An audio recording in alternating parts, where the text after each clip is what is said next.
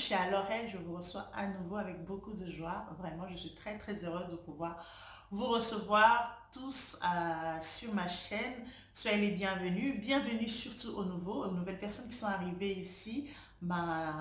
Prenez une place, choisissez n'importe laquelle et mettez-vous car elle sera votre place pour toujours.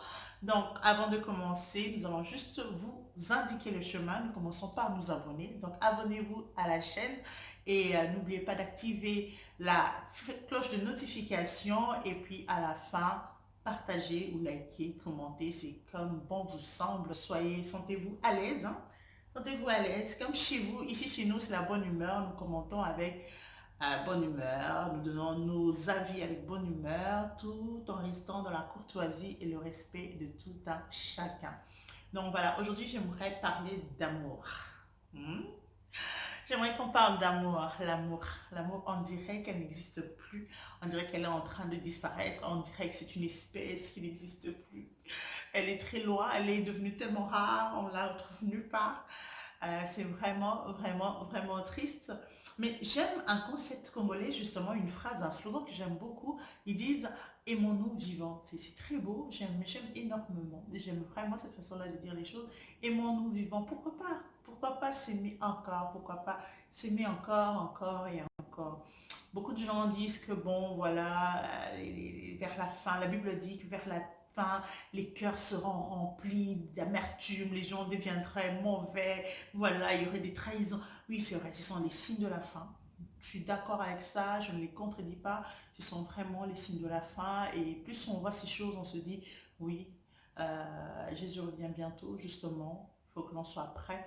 Mais j'aimerais quand même dire quelque chose. Il y a un passage dans la Bible qui dit aussi que tant que l'Église est encore là, tant que l'Église est encore sur terre, en fait, le Saint-Esprit est en train de retenir la puissance, le pouvoir de l'iniquité.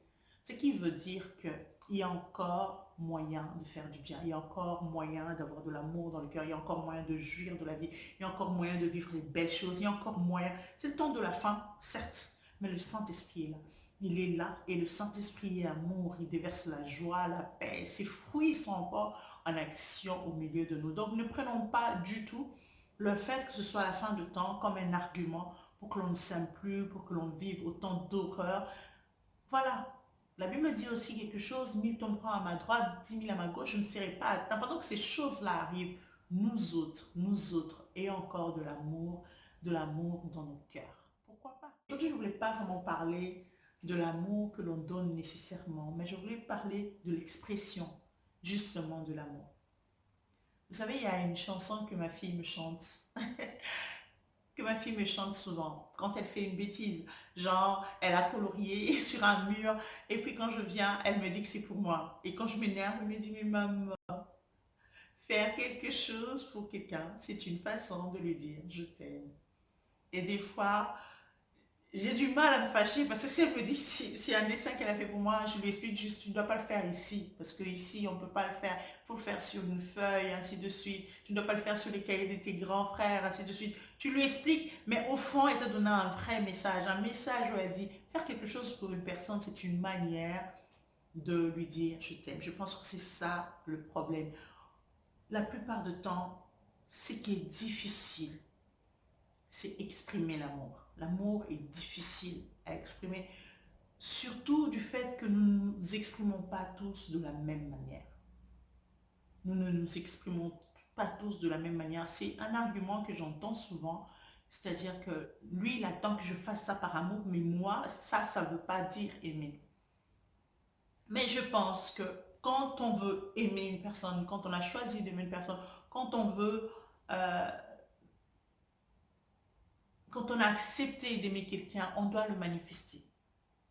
Et on ne manifeste pas l'amour juste pour nous faire du bien à nous. On manifeste l'amour pour faire du bien à l'autre. Parce que c'est ça l'amour. L'amour, c'est aimer. L'amour, c'est donner à quelqu'un. Et tu ne peux pas donner quelque chose à une personne sans que cette personne-là reçoive. En fait, quand une personne ne reçoit pas ce que tu lui donnes, tu ne lui as pas donné. Tu as tendu ta main et la personne n'a pas reçu. La chose est restée entre tes mains. Ou la chose est tombée par terre. Tu as donné quelque chose à quelqu'un lorsque la personne l'a reçu. Donc c'est important, non pas seulement d'aimer, non pas seulement de manifester l'amour, non pas seulement d'exprimer l'amour, mais que l'autre puisse comprendre aussi que ce que j'ai fait, c'est de l'amour que j'ai voulu lui donner.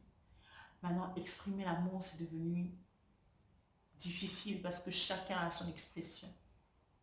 Et justement, je pense que la petite chanson de ma fille, je pense que c'est une chanson de dessin animé parce que la plupart du temps, elle, ce sont les dessins animés qui lui donnent beaucoup plus de conseils. Donc, elle me ramène toutes les chansons qu'elle chante dans ses dessins animés.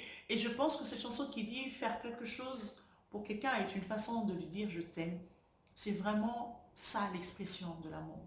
Christ a quitté le ciel, venir sur terre pour obéir à Dieu. Il a manifesté son amour pour Dieu. Christ a accepté de mourir à la croix pour nous. Il a manifesté son amour pour nous. Les actes qu'il a posés, que ce soit pour Dieu, que ce soit pour nous, ce sont des preuves d'amour, justement comme on l'a souvent chanté. L'amour n'existe pas, il existe des preuves d'amour. Bon, moi, je ne dis pas l'amour n'existe pas. L'amour, elle existe, mais se manifeste par des preuves. Oui, voilà, ça c'est tout son sens. Mais je pense que c'est ce qu'il voulait dire en chantant aussi ça. Donc, c'est un peu ça, avoir cette capacité-là de faire des petites choses pour l'autre. Souvent, on pense que l'expression de l'amour, c'est donner de l'argent. L'expression de l'amour, c'est souvent des grandes choses. Non, des fois, on a besoin des petites attentions de tous les jours. C'est une plus grande expression. Souvent, on a besoin juste d'un regard, vous savez. Vous passez une fois, deux fois, personne ne vous regarde, ça vous fait mal au cœur. Vous avez besoin qu'un visage tourne vers vous. Juste ça. Ça peut représenter pour une personne que oui, il m'aime au point où, voilà, il me suit du regard. Il m'aime au point où je ne peux pas passer devant lui sans qu'il me regarde. J'attire son attention. C'est une preuve d'amour. Des fois, c'est juste comment tu te sens. Cette petite question. Cette petite question, c'est une grande preuve d'amour. Ou encore, ça a été, c'est une grande preuve d'amour. Ou encore, as-tu mangé? Des petites attentions qui tout de suite expriment que oui, vous êtes attentionné envers cette personne. Vous regardez vers cette personne, vous vérifiez. C'est un peu comme vous avez votre argent dans la banque, je suis sûre, vous êtes sûr qu'elle est dans la banque, qu'elle est dans le coffre-fort, vous êtes sûr, faites confiance à votre banque, mais ça vous arrive de temps en temps de jeter un coup d'œil sur votre compte bancaire. Des petites attentions, parce que vous êtes attaché à votre trésor, c'est votre trésor. Elle s'enfuira pas, elle s'en ira nulle part, c'est à vous. Vous voyez un peu ces genres d'arguments qu'on a. C'est ma femme, c'est mon mari, il est à moi, elle est à moi, il le sait, voilà. Nanana, si je ne l'aimais pas, je ne l'aurais pas épousé. Nanana. Ces genres de phrases qu'on dit. Et pourtant, c'est pas suffisant.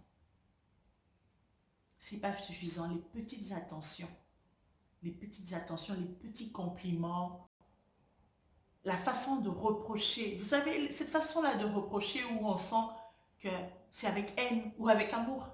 Reprocher avec amour. Je n'ai pas apprécié ce que tu as fait. Peu importe, même si on est très fâché. Cette histoire, je ne veux pas la raconter. Mais s'il y a un couple qui m'a épaté une fois, j'ai entendu un monsieur, je ne veux pas citer qui c'est, mais j'ai entendu un monsieur un jour dire à sa femme, vous voyez ce genre des messieurs qui très dur, que tout le monde craint à la maison, dont on voit juste lui et sa femme, on se dit, hein, les vieux là, c'est juste faire des enfants, ce genre de choses. Il n'y a pas d'affection. J'ai entendu deux personnes, deux adultes, par rapport à moi, hein, de vieilles personnes, pas vieilles vraiment, se disputer entre eux. J'étais encore enfant. Et pendant qu'ils étaient en train de se disputer, c'était romantique comme discussion. L'autre qui dit, non, tu n'as pas fait ceci, tu n'as pas fait cela pour moi, nanana, je t'ai attendu sous le soleil, tu n'es pas venu, nanana. Dans la dispute là, tu restes là, tu n'as rien à dire. Et puis l'autre personne qui dit, bah, si je fais tout ceci, c'est pas parce que je suis ton chauffeur, c'est parce que je t'aime. Je vous assure que j'ai trouvé ça tellement romantique, mais ils étaient tous les deux fâchés. Mais tu sens qu'ils se disputent avec amour. Tu vois, tu sens qu'ils se disputent avec amour, mais ils sont fâchés, vraiment fâchés, dans la colère, l'autre est déçu de l'autre, ainsi de suite. Mais tu ne sens pas qu'ils sont en train de sortir des propos qui creuse de telle sorte à toucher le point faible qui fait mal. Parce que c'est ça qui se passe souvent.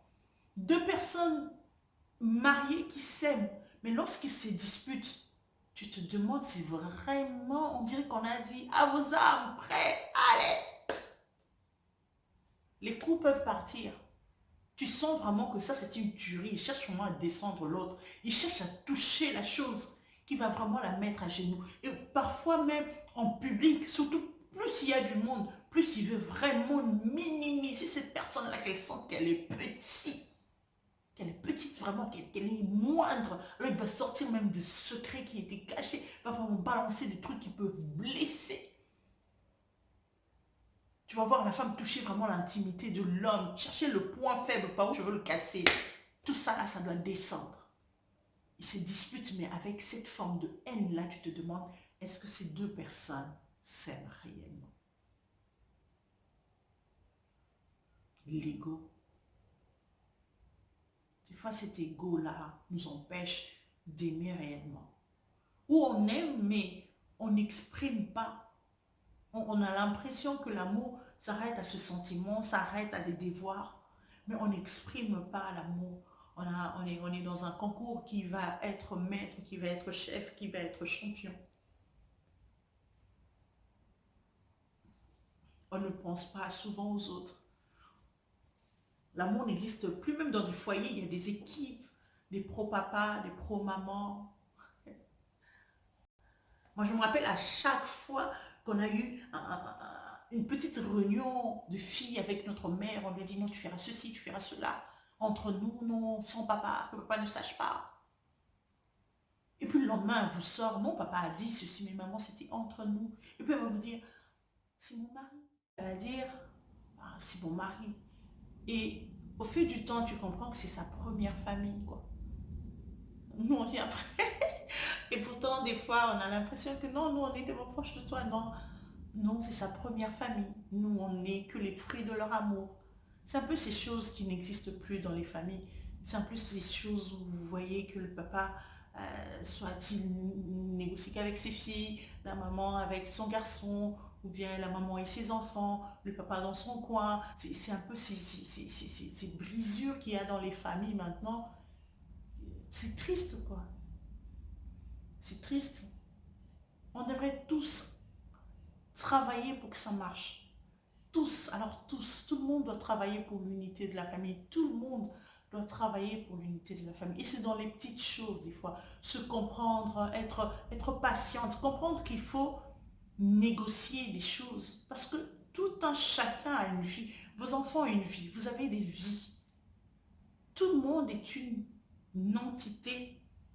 Vous comprenez? Tout le monde est un être humain, avec des rêves, avec des envies, avec des caractères, avec des comportements, avec des faiblesses, des qualités. Tout le monde est arrivé à mettre tout cela petit à petit en se disant que nous sommes une famille.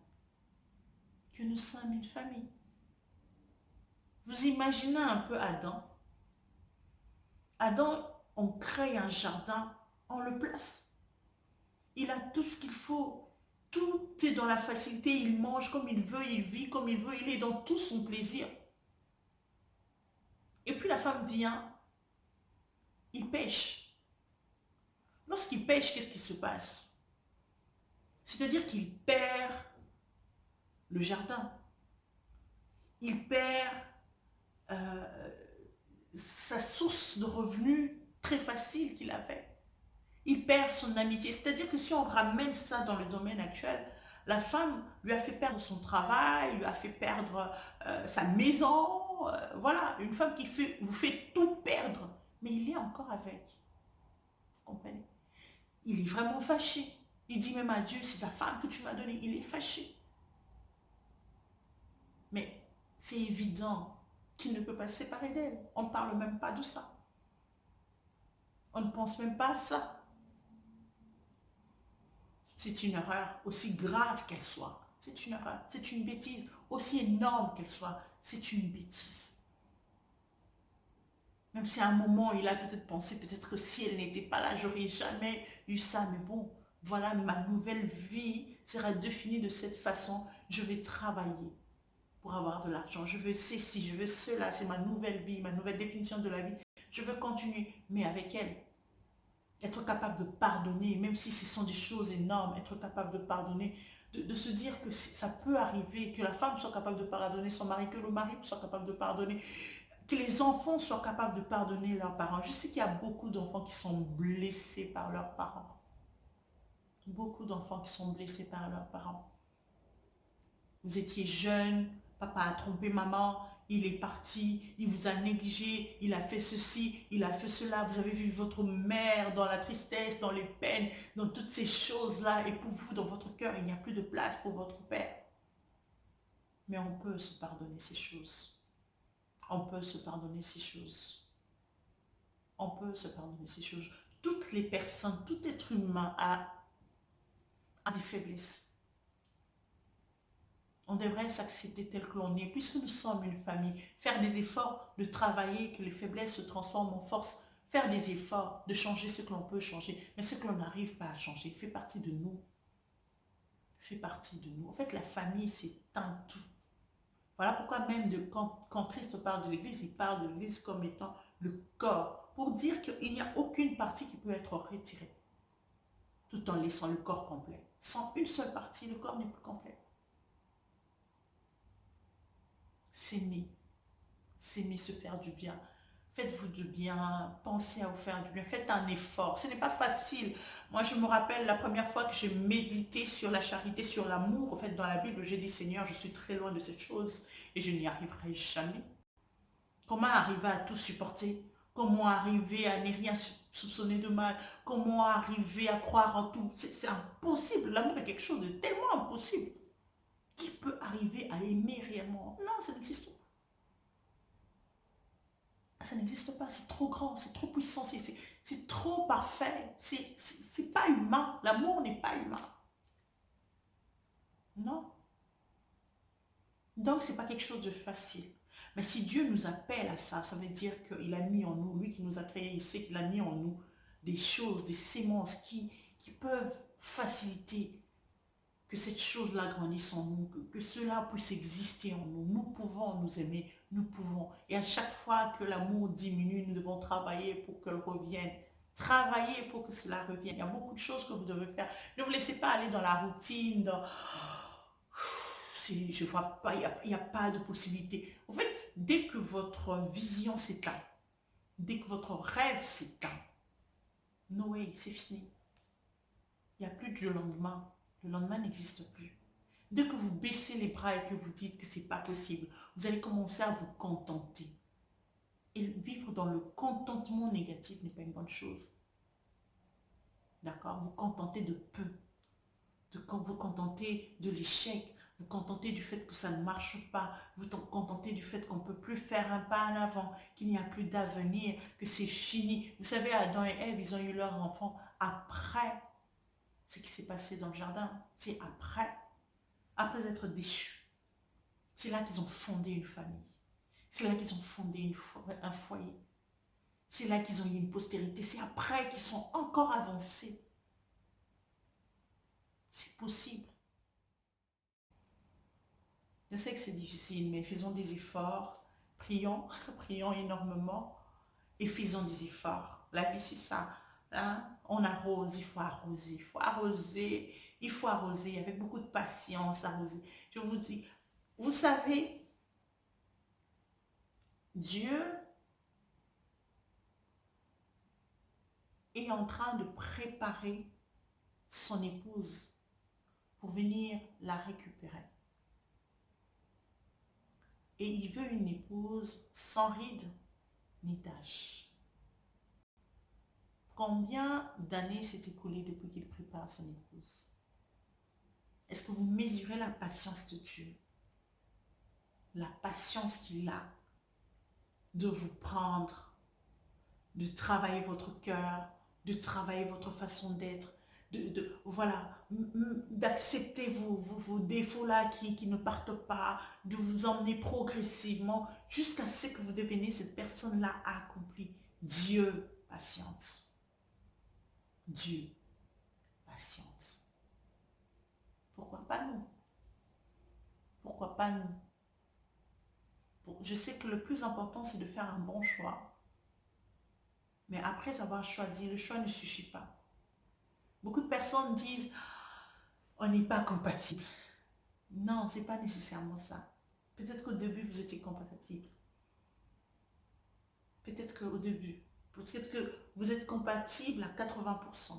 Et les 20% restants, là, c'est ça la guerre. Peut-être que vous êtes compatible à 50%, c'est peut-être à 20%. Mais vous allez voir deux personnes non compatibles à 20% se battre, la plupart du temps derrière ça, se battre afin vraiment d'aller ensemble jusqu'à ce qu'ils deviennent vraiment frères. Quand on regarde l'un, on voit l'autre. Ils sont vraiment âmes sœurs.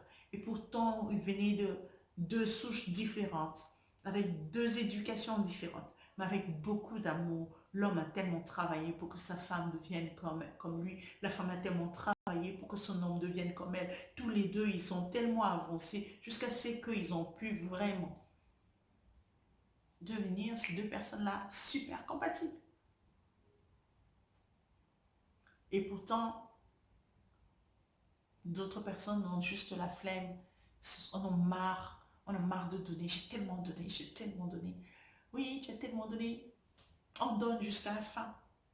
On donne jusqu'à la fin, on donne, on donne, on donne.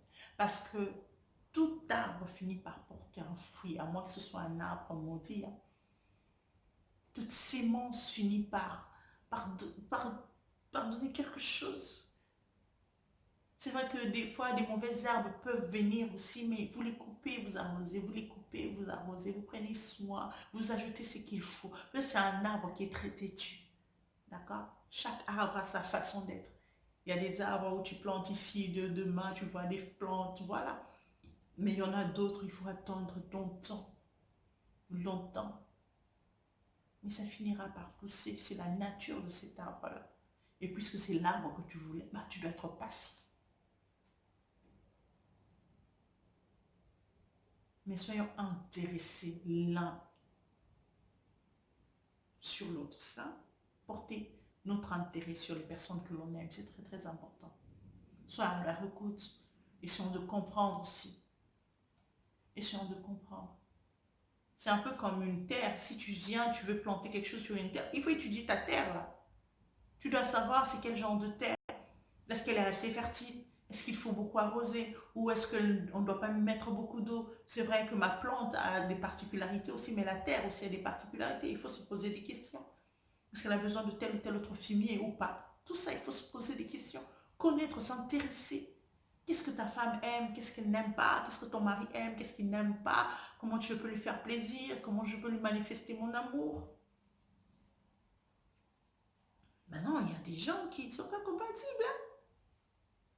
D'accord? Parce qu'il y a des gens qui parfois se plaignent parce que ma femme ne m'a pas crié dessus pendant que j'étais à l'extérieur. Ma femme m'a vu avec une autre femme. Elle ne m'a pas frappé. Bon, ça, il faut aussi que tu comprennes que ta femme n'est pas sauvage comme toi tu l'aimes. Ah, bon, je suis désolée, mais bon. Tout ça là, on doit comprendre. On doit comprendre. Tu dois comprendre comment elle s'exprime. Et toi aussi, tu dois comprendre.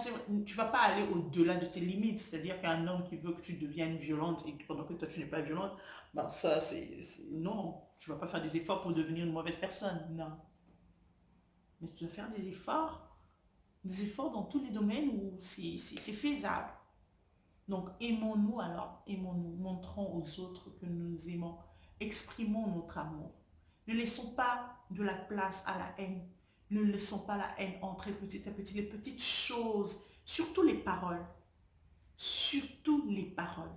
S'il y a une chose qui détruit le plus l'amour, ce sont les paroles. Les mauvaises choses que vous vous dites tout le temps. Ce n'est pas bien. Ce n'est pas bien. Vous n'êtes pas dans une course de malbouche. Non. Il n'y a aucune prime de réponse désagréable. Non. Vous êtes en train de blesser une personne. Il y a des mots que vous dites que vous-même vous avez oubliés, mais qui brisent quelque chose d'énorme dans une personne. Il y a des choses, il y a des Il y a des choses que lorsque vous les avez brisées, personne ne peut les reconstruire. Même la propre personne, à moins que Dieu n'intervienne. Tu peux briser l'assurance ou la fierté de ton mari ou de ta femme. Et même quand tu cherches à revenir, en fait, même elle-même, elle n'arrive même plus à faire des efforts pour que cette chose-là que tu as brisée puisse revenir. Vous allez continuer, mais toujours avec des béquilles. Parce que ce que tu as brisé, on ne peut pas le reconstruire. Alors faisons attention à nos mots plus qu'à nos gestes d'ailleurs. Les mots, les regards, ces choses-là qui peuvent blesser, briser. Évite de dédaigner l'autre. Évite de dédaigner l'autre. L'amour, c'est prendre en considération. L'amour, c'est prendre et élever. L'amour, ce n'est pas rabaisser. Ce n'est pas humilier. Non. Humilier une personne, ce n'est pas une preuve d'amour. Faites attention à ce que vous faites. L'amour, ce n'est pas rester ensemble. Vous pouvez rester ensemble toute la vie, mais ne pas avoir de l'amour. Et croyez-moi, vous faites encore plus de mal. Encore plus de mal. Que ce soit en amitié, que ce soit en amour, que ce soit dans le mariage, que ce soit dans l'église, peu importe. Tant que vous vivez en communauté, tant que vous vivez de l'amour, faites attention à ce que vous dites à l'autre. Faites attention à votre regard sur l'autre. Faites attention à vos pensées. Oui, chassez les mauvaises pensées de vous. Chassez les mauvaises pensées parce que plus vous méditez le mal, plus il finit par devenir réel. Chassez les mauvaises pensées. Chassez les mauvaises pensées. Pensez aux bonnes choses. Pensez à vivre en harmonie. Pensez à aller ensemble. C'est ça l'amour. Aller ensemble. Être en accord. Marcher ensemble. Avancer ensemble. Et qu'il y ait plus ce mot-là ensemble. Ensemble. Ensemble, c'est pas je t'informe de ce que je veux faire. Je veux que tu fasses ça pour moi. Je veux que tu sois comme ça parce que moi j'aime qu'une femme soit comme ça. Je veux que tu sois comme ça parce que moi j'aime que mon mari soit comme ça. Pose-toi la question de savoir ce que lui pense réellement. Ce qui l'intéresse aussi. N'étouffe pas l'autre. Ne lui demande pas de ne plus exister. Faisons des efforts et aimons-nous réellement. Aimons-nous, faisons des efforts, demandons la grâce de Dieu. Et l'amour pourra ainsi jaillir et revivre dans mon cœur. Je vous souhaite plein de bonnes choses. Je souhaite à toutes les familles qui sont brisées, à tous les couples qui sont brisés, à toutes les amitiés qui sont brisées, qui n'arrivent plus à se pardonner, de faire des efforts. De faire des efforts. Vous savez, lorsqu'on marche ensemble, lorsque quelqu'un vous dit regarde-moi, on ne peut pas regarder dans deux sens et puis avancer. Non. On regarde dans un sens, puis on avance. À chaque fois qu'on cherche à regarder dans l'autre sens, soit on ralentirait, soit on reculerait. Prenez pas, n'oubliez pas les bonnes choses qu'une personne a faites pour vous. Parce qu'elle a mal agi. N'oubliez jamais les bonnes choses. N'oubliez pas les bons parcours. N'oubliez pas les temps, la longueur de temps que vous avez vécu ensemble. Ne brisez pas votre amitié de longue date pour une personne qui est arrivée.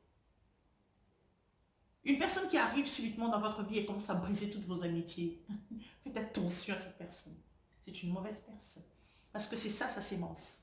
Une personne qui arrive dans votre vie et ramène un vent qui vous déstabilise. Faites attention à cette personne. C'est ça, sa sémence. D'accord? Lorsqu'une personne vient dans votre vie, elle vous ramène la joie, la paix, les choses vont bien, voilà. Ça, c'est une merveilleuse sémence. Même si des fois, les gens sont hypocrites. Mais vous allez voir les sémences de ces personnes-là, même les personnes hypocrites, qui sont gentilles, qui sont très, très affectueux avec vous, qui vient vous dire toutes les vérités du monde, qui vous raconte toutes les bonnes choses du monde, qui vous reconforte, mais dès qu'elle est arrivée, tout autour de vous, les choses ont commencé à basculer, votre travail, vos amitiés, les choses ont commencé un peu à avoir une tournure. Faites un peu attention à ces personnes-là. Faites attention, surtout si elles sont impliquées d'une manière ou d'une autre à toutes ces choses qui se détruisent autour de vous. L'agent destructeur, c'est elle. C'est cette personne-là. Faites attention. Faites attention. Alors ne gâchez pas toute votre vie pour les premiers venus, les premières arrivées. Faites attention. La copine qui vient vous raconter trop de choses sur votre mari, nanani, nanana. Vous étiez bien, hein? Vous voyez, vous étiez bien dans votre couple. Mais vous allez voir que dès qu'elle a commencé à vous raconter des petites choses, vous vous disputez un peu trop. Faites attention. Faites attention. Je préfère encore m'endormir, être naïve et ne pas savoir, que devenir du coup turbulente, celle qui est éveillée dans les mauvaises choses. Non. Celle qui est devenue soupçonneuse, vous avez perdu votre... Non, non, non. Faites attention. Faites vraiment, vraiment attention. Une personne qui vous conduit à faire des choses et après, vous sentez que vous avez une bataille de l'âme, vous n'êtes plus tranquille, vous sentez que ce que vous faites n'est pas bien. Faites attention. Soyez bien dans votre vie. Faites attention à tout ce qui se passe autour de vous, à toutes les personnes qui vous ramènent des choses qui vous détruisent. Faites attention aux personnes qui vous ont toujours aimé, aux personnes qui ont toujours été là pour vous, aux personnes qui se sont toujours données pour vous, aux personnes qui se sont toujours sacrifiées pour vous. Faites attention à ces personnes-là.